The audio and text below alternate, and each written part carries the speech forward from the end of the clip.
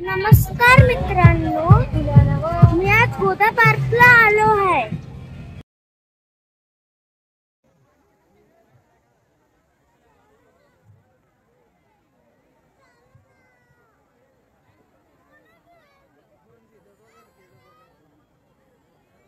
इथे खूप लोक भाषादूषी करत आहेत।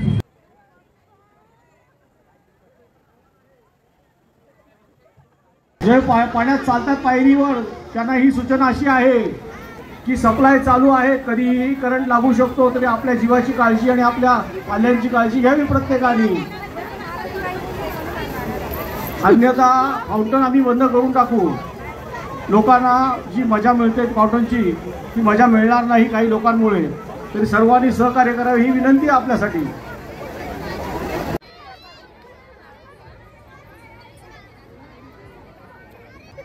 सर्व लहान मुलांकडून विनंती आहे, लहान मुलांना खेळायला जागा सोडण्याची विनंती आहे। Please please please Pramod Mahajan garden सारखा याला बंद नको करा।